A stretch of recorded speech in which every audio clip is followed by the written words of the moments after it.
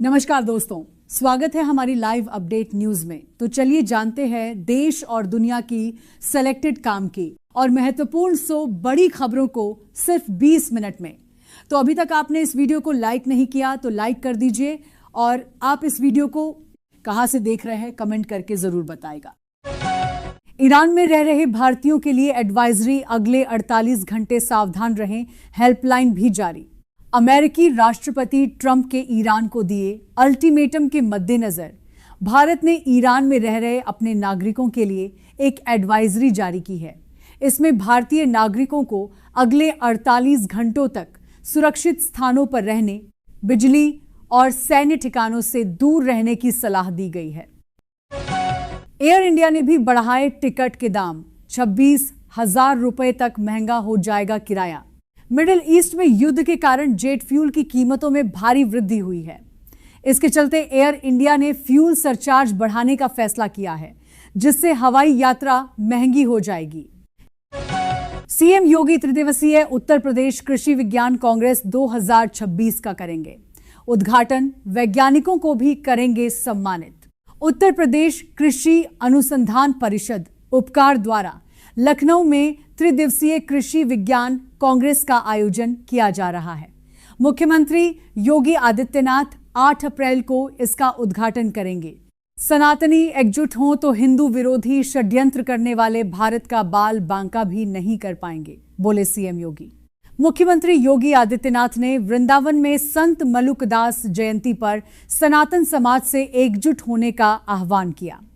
उन्होंने अयोध्या में भव्य राम मंदिर निर्माण को संतों की एकता का परिणाम बताया। एसआईआर पर कांग्रेस की रणनीतिक घेराबंदी, चुनावी जमीन मजबूत करने की तैयारी, 10 तारीख को होगी बैठक। हरियाणा कांग्रेस मतदाता सूचियों के विशेष गहन पुनरीक्षण एसआईआर को लेकर गंभीर है। प्रदेश अध्यक्ष राव नरेंद्र सिंह ने 10 अप्रैल को एक राज्य स्तरीय बैठक बुलाई है, जिसमें भूपेंद्र सिंह हुड्डा भी शामिल होंगे। पाकिस्तान की धुन पर नाच रही कांग्रेस, असम की चुनावी रैली में पीएम मोदी का हमला। प्रधानमंत्री नरेंद्र मोदी ने असम में चुनावी रैलियों में कांग्रेस पर तीखा हमला बोला। उन्होंने आरोप लगाया कि कांग्रेस ऑपरेशन सिंदूर और पाकिस्तान के एजेंडे पर नाचती है, जबकि भाजपा देश की सुरक्षा को प्राथमिकता देती है। पीएम मोदी ने कहा, कांग्रेस ने हमेशा संकीर्ण सोच के साथ अल्पकालिक कदम उठाए ताकि भ्रष्टाचार में लिप्त हो सके, लेकिन भाजपा समाज के सभी वर्गों के सर्वांगीण विकास के लिए निर्णय लेते समय बहुत आगे का सोचती है। यह भारत में नहीं, पाकिस्तान में है। महंगे पेट्रोल के राहुल गांधी के बयान का अमित शाह ने उड़ाया मजाक। गृह मंत्री अमित शाह ने राहुल गांधी के पेट्रोल डीजल मूल्य वृद्धि के दावों पर कटाक्ष किया। कहा कि यह वृद्धि भारत में नहीं बल्कि पड़ोसी पाकिस्तान में हुई है। केंद्रीय गृह मंत्री अमित शाह ने कांग्रेस नेता राहुल गांधी के पेट्रोल और डीजल की कीमतों में वृद्धि के दावों का मजाक उड़ाया, ये कहते हुए कि यह सच है लेकिन पड़ोसी पाकिस्तान में। एयर इंडिया के सीईओ कैंपबेल विल्सन ने दिया इस्तीफा, लेकिन पद पर बने रहेंगे, ऐसा क्यों? एयर इंडिया के सीईओ कैंपबेल विल्सन ने इस्तीफा दे दिया है, लेकिन वे तब तक पद पर बने रहेंगे जब तक उनका उत्तराधिकारी नहीं मिल जाता। उनका इस्तीफा पिछले हफ्ते बोर्ड ने मंजूर कर लिया था। ईरान से अब तक एक साथ 100 से अधिक भारतीय सुरक्षित निकाले जा चुके, विदेश मंत्रालय ने दी जानकारी। पश्चिम एशिया में जारी जंग के बीच विदेश मंत्रालय ने बताया कि एक साथ 100 से अधिक भारतीय नागरिकों को ईरान से भूमिगत मार्ग के जरिए सुरक्षित निकाला गया है। पश्चिम एशिया जंग की शुरुआत के बाद से अब तक एक साथ 100 से अधिक भारतीय नागरिकों को भूमिगत मार्गी एक साथ 100 से अधिक नागरिकों को ईरान से भूमिगत मार्ग के जरिए निकाला जा चुका है। विदेश मंत्रालय ने सोमवार को यह जानकारी दी। ममता के सीआरपीएफ दावे को चुनाव आयोग ने नकारा, सुप्रीम कोर्ट में भी उठा मामला। ममता बनर्जी के उत्तर प्रदेश से 200 वाहनों में सीआरपीएफ जवानों को बंगाल भेजने के दावे को चुनाव आयोग ने खारिज कर दिया है। आयोग ने कहा कि तैनाती निष्पक्ष चुनाव सुनिश्चित करने के लिए एसओपी के तहत होती है। चुनाव आयोग के अधिकारियों ने सोमवार को बंगाल की मुख्यमंत्री ममता बनर्जी के उस दावे को खारिज कर दिया, जिसमें उन्होंने कहा था कि भाजपा शासित उत्तर प्रदेश से 200 वाहनों में सीआरपीएफ जवानों को भरकर चुनावी राज्य बंगाल में भेजा गया है। उन्होंने कहा कि चुनाव आयोग का उद्देश्य बंगाल में भयमुक्त, शांतिपूर्ण और निष्पक्ष चुनाव सुनिश्चित करना है। भारत के सबसे उन्नत परमाणु रिएक्टर ने पार किया। पहला पड़ाव क्रिटिकलिटी स्टेज तक पहुंचा प्रोटोटाइप पीएफबीआर। भारत ने कलपक्कम में अपने प्रोटोटाइप फास्ट ब्रीडर रिएक्टर की क्रिटिकलिटी हासिल कर नागरिक परमाणु ऊर्जा कार्यक्रम में महत्वपूर्ण मील का पत्थर स्थापित किया। प्रधानमंत्री मोदी ने इसे भारत की वैज्ञानिक क्षमता का प्रमाण बताया। यूपी और राजस्थान समेत 20 राज्यों में आंधी, बारिश का अलर्ट। उत्तराखंड में बर्फबारी, दिल्ली, पंजाब में गिरेंगे ओले। दिल्ली, एनसीआर समेत 20 राज्यों में 7 और 8 अप्रैल को आंधी, बारिश का अलर्ट जारी किया गया है। मौसम विभाग के अनुसार पंजाब, हरियाणा, यूपी, राजस्थान और दिल्ली में गरज चमक के साथ हल्की से मध्यम बारिश की संभावना है। अरुणाचल सीएम के परिवार वालों को ठेके देने के आरोपों की सीबीआई करेगी जांच, सुप्रीम कोर्ट ने दिया आदेश। सुप्रीम कोर्ट ने अरुणाचल प्रदेश के मुख्यमंत्री पेमा खांडू के परिवार से जुड़ी कंपनियों को सरकारी ठेके मिलने के आरोपों की सीबीआई जांच का आदेश दिया है।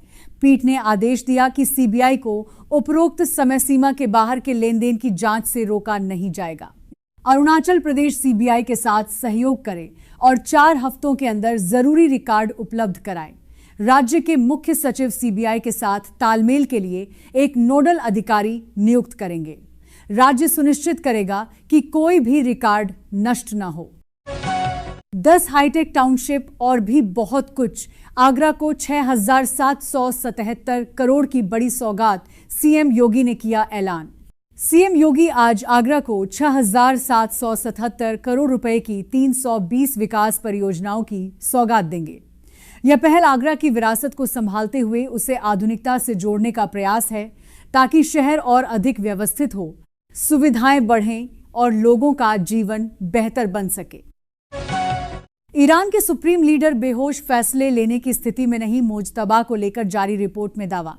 मिडिल ईस्ट में तनाव के बीच ईरान के नए सुप्रीम लीडर मुज्तबा खामेनेई की तबीयत गंभीर बताई जा रही है। मुज्तबा बेहोश हैं और कोम शहर में उनका इलाज चल रहा है। अमेरिका और इजरायल खुफिया स्रोतों पर आधारित रिपोर्ट के मुताबिक मुज्तबा खामेनेई का कोम शहर में इलाज चल रहा है और वह बेहोशी के हालात में हैं। हालांकि उनकी स्थिति को लेकर आधिकारिक तौर पर कोई स्पष्ट बयान सामने नहीं आया है। महाराज सुहेलदेव पर एमिम के बयान से भड़की सुभाषपा ओपी राजभर बोले, माफी नहीं मांगा तो होगा आंदोलन। पंचायती राज मंत्री ओम प्रकाश राजभर ने महाराज सुहेलदेव पर एआईए-माईएम के प्रदेश अध्यक्ष शौकत अली के विवादित पोस्ट पर कड़ी आपत्ति जताई है। पहले लुटेरे गाजी का मेला लगता था, अब देश के वीरों का मेला, जिन्होंने देश को गुलाम होने से बचाया। राष्ट्रीय वीर राजभर महाराज सुहेलदेव का मेला लगने जा रहा है। चीन की राह पर निकला वियतनाम कम्युनिस्ट पार्टी के महासचिव टो लाम बने नए राष्ट्रपति।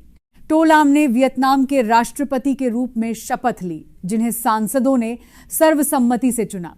उनके राष्ट्रपति बनने से देश की दशकों पुरानी सामूहिक नेतृत्व की परंपरा समाप्त हो गई है, क्योंकि अब पार्टी प्रमुख और राष्ट्रपति दोनों पद एक ही व्यक्ति के पास आ गए हैं। अगर सीज फायर हो जाता है तो सरकार के खिलाफ उठ खड़े हों, ईरानियों से बोले ट्रंप। अमेरिकी राष्ट्रपति डोनाल्ड ट्रंप ने कहा कि युद्ध विराम होने पर ईरानी लोगों को अपनी सरकार के खिलाफ खड़ा होना चाहिए, हालांकि यह खतरनाक होगा। ट्रंप ने व्हाइट हाउस में एक प्रेस कॉन्फ्रेंस के दौरान कहा, खैर उन्हें ऐसा करना चाहिए, लेकिन फिर वही बात, इसके नतीजे बहुत गंभीर होंगे। मेरा मतलब है, उनसे कहा गया था, अगर तुम विरोध करोगे तो तुम्हें तुरंत गोली मार दी जाएगी। पहले मैं कारोबारी पैसे बनाऊंगा मिडिल ईस्ट में। मचे घमासान के बीच ईरान के तेल पर ट्रंप की टिकी नजर। अमेरिकी राष्ट्रपति डोनाल्ड ट्रंप ने संघर्ष के बीच ईरान के तेल संसाधनों पर नियंत्रण की संभावना जताई है। उन्होंने कहा कि एक व्यवसायी के रूप में वे सैन्य कार्रवाई के बदले आर्थिक लाभ के लिए तेल सुरक्षित करना चाहेंगे। ट्रंप की धमकी के बीच कुवैत एयरबेस पर ईरान का हमला, 15 अमेरिकी घायल। कुवैत के अली अल सलेम एयरबेस पर ईरान ने ड्रोन हमला किया, जिसमें 15 अमेरिकी घायल हो गए। यह हमला ट्रंप की धमकियों के बीच हुआ, जिसमें उन्होंने ईरान को सैन्य कार्रवाई की चेतावनी दी थी। 52 करोड़ से बीहट में फ्लाईओवर निर्माण शुरू। रतन चौक से NH 31 तक 1225 मीटर होगी लंबाई। बीहट चांदनी चौक पर 52 करोड़ रुपए की लागत से एलिवेटेड फ्लाईओवर का निर्माण कार्य शुरू हो गया है। राष्ट्रीय राजमार्ग प्राधिकरण द्वारा हरि कंस्ट्रक्शन कंपनी के माध्यम से यह परियोजना 22 महीनों में पूरी की जाएगी। गोरखपुर में आग का तांडव, 7.5 एकड़ फसल ट्रैक्टर, रीपर मशीन जलकर खाक।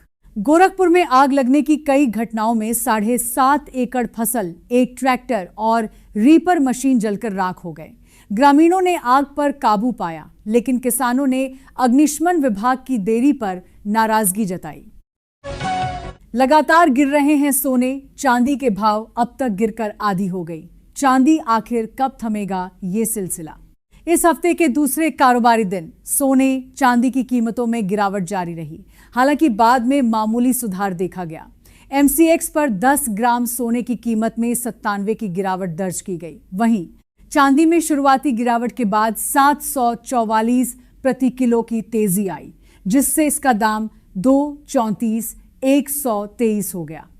बाजार में उतार चढ़ाव के बावजूद रिकवरी के संकेत हैं। बंगाल सर 91 लाख से ज्यादा वोटर मतदाता सूची से बाहर। मुर्शिदाबाद जिले में सबसे ज्यादा नाम कटे। पश्चिम बंगाल में मतदाताओं के लिए न्यायिक निर्णय प्रक्रिया पूरी होने के बाद 91 लाख से अधिक मतदाताओं के नाम मतदाता सूची से हटा दिए गए हैं। भारत निर्वाचन आयोग के अनुसार कुल 345 नाम हटाए गए हैं, जिनमें मुर्शिदाबाद और उत्तर 24 परगना जिलों में सर्वाधिक संख्या है। यूपी में सरकारी कर्मचारियों के लिए एक और फरमान, सभी श्रेणियों पर लागू होगी नई व्यवस्था, समय सीमा तय। उत्तर प्रदेश सरकार ने राज्य कर्मचारियों के लिए वार्षिक गोपनीय रिपोर्ट प्रक्रिया को पूरी तरह ऑनलाइन और समयबद्ध कर दिया है। अब सभी श्रेणियों के कर्मचारियों को मानव संपदा पोर्टल पर अपनी प्रविष्टियां भरनी होंगी। कन्नौज में 3 साल से निष्क्रिय 27,569 LPG उपभोक्ता हो गए सक्रिय। KYC के बाद कराई बुकिंग। कन्नौज के तिरवा में LPG गैस की किल्लत बढ़ गई है, क्योंकि 3-4 साल से निष्क्रिय 27,569 उपभोक्ता अब सक्रिय हो गए हैं। उज्ज्वला योजना के तहत एक बार सिलेंडर लेने के बाद मुफ्त वाले ही इस्तेमाल करने वाले ये उपभोक्ता अब KYC कराकर बुकिंग कर रहे हैं। कल अस दौरे पर रवाना होंगे विदेश सचिव विक्रम मिस्री। अमेरिकी अधिकारियों के साथ अहम बैठक।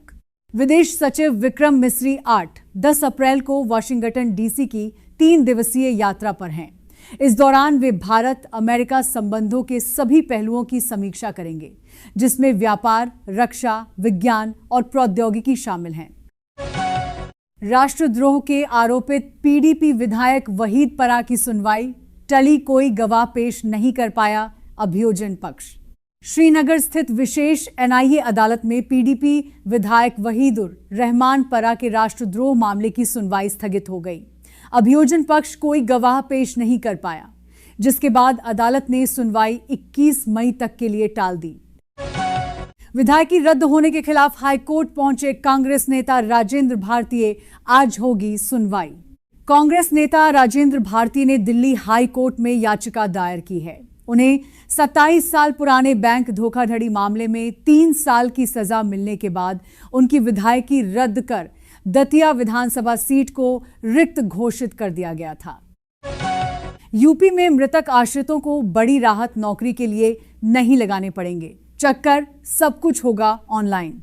उत्तर प्रदेश सरकार ने मृत सरकारी कर्मचारियों के आश्रितों के लिए भर्ती प्रक्रिया को पूरी तरह ऑनलाइन कर दिया है। कार्मिक विभाग ने इस दिशा में अहम सुधार करते हुए मानव संपदा पोर्टल के जरिए मृतक आश्रितों की नियुक्ति को अनिवार्य रूप और आजन कर दिया से ऑनलाइन करने का निर्णय लिया है। LPG सिलेंडर नहीं मिल रहा तो इस टोल फ्री नंबर पर शिकायत करें। उपभोक्ता हिमाचल में विभाग ने बढ़ाई सतर्कता। हिमाचल प्रदेश में ईरान युद्ध के बीच एलपीजी संकट के बावजूद सरकार गैस आपूर्ति सुनिश्चित कर रही है। खाद्य नागरिक आपूर्ति निदेशक कुमुद सिंह ने उपलब्धता की समीक्षा की, जिसमें बताया गया कि पर्याप्त सिलेंडर उपलब्ध रही है। क्या इस बार धोखा देगा मानसून? किस महीने होगी? कितनी बारिश? स्काईमेट ने जारी किया पूर्वानुमान। स्काईमेट वेदर ने 2026 के लिए भारत के दक्षिण पश्चिम मानसून का पूर्वानुमान जारी किया है, जिसमें सामान्य से कम बारिश की संभावना जताई गई है। अल नीनो का साया और कमजोर मानसून की आशंका। स्काईमेट के प्रबंध निदेशक जतिन सिंह के मुताबिक पिछले 1.5 साल से सक्रिय लानीना की स्थिति अब समाप्त हो रही है और प्रशांत महासागर अब है। कोमा में है मुज्तबा खामेनेई। ईरान के इस शहर में चल रहा सर्वोच्च नेता का इलाज। रिपोर्ट में बड़ा दावा। अमेरिका इजराइल के हमले में अयातुल्ला अली खामेनेई की मौत हो गई थी। इन हमलों में ईरान के नए सर्वोच्च नेता चुने गए मुज्तबा खामेनेई के भी घायल होने की आशंका जताई गई थी। कई रिपोर्ट्स में दावा किया गया है कि वे गंभीर रूप से घायल हैं। हालांकि ईरान की ओर से इस संबंध में कोई आधिकारिक टिप्पणी नहीं की गई है। वहीं एक हालिया रिपोर्ट में मुज्तबा खामेनेई के ठिकाने का खुलासा करते हुए उनके गंभीर रूप से घायल होने का दावा किया गया है। तमिलनाडु में नामांकन पत्रों की जांच आज से शुरू। तृणमूल उम्मीदवार समेत 7 के खिलाफ केस दर्ज। देश के 5 राज्यों असम, पश्चिम बंगाल, तमिलनाडु, केरल और पुडुचेरी में विधानसभा चुनाव में मात्र कुछ ही दिन बचे हैं। ऐसे में सभी दल अपनी तैयारियों को अंतिम रूप दे रहे हैं और तमाम मुद्दों को जनता के बीच उठा रहे हैं। पश्चिम बंगाल विधानसभा चुनाव के पहले चरण में मतदान 23 अप्रैल को होने वाले हैं, जिसके लिए सोमवार तक कुल 1586 उम्मीदवारों ने नामांकन पत्र दाखिल किए। ये उम्मीदवार 152 विधानसभा क्षेत्रों से मैदान में हैं। यूएई से कर्ज लौटाओ सुनकर पाकिस्तान को मिर्ची क्यों लगी? अखंड भारत का जिक्र कर क्या बोले सांसद। पश्चिम एशिया में छिड़े संघर्ष के बीच संयुक्त अरब अमीरात ने पाकिस्तान से 350 करोड़ डॉलर के परिपक्व हो चुके कर्ज को चुकाने के लिए कहा था। हालांकि पाकिस्तान यह कर्ज वापस देने के लिए तैयार हो गया है, लेकिन पाकिस्तानी सांसद मुशाहिद हुसैन ने एहसान फरामोशी दिखाते हुए उलटा यूएई पर अखंड भारत का हिस्सा न बन जाने का तंज कसा है। शिक्षा मित्रों 18,000 और अंशकालिक अनुदेशकों का मानदेय 17,000 रुपए हुआ। मुख्यमंत्री योगी आदित्यनाथ की अध्यक्षता में हुई कैबिनेट बैठक में शिक्षा मित्रों व अंशकालिक अनुदेशकों के मानदेय बढ़ाने के प्रस्ताव को मंजूरी दे दी गई है। बढ़ा हुआ मानदेय 1 मई से दिया जाएगा। मुख्यमंत्री योगी आदित्यनाथ की अध्यक्षता में मंगलवार को हुई कैबिनेट बैठक में शिक्षा मित्रों का मानदेय 18,000 रुपये और अंशकालिक अनुदेशकों का मानदेय 17,000 रुपये करने के प्रस्ताव को मंजूरी दे दी गई। अभी तक शिक्षा मित्रों को 10,000 रुपये और अनुदेशकों को 9,000 रुपये का मानदेय दिया जाता था।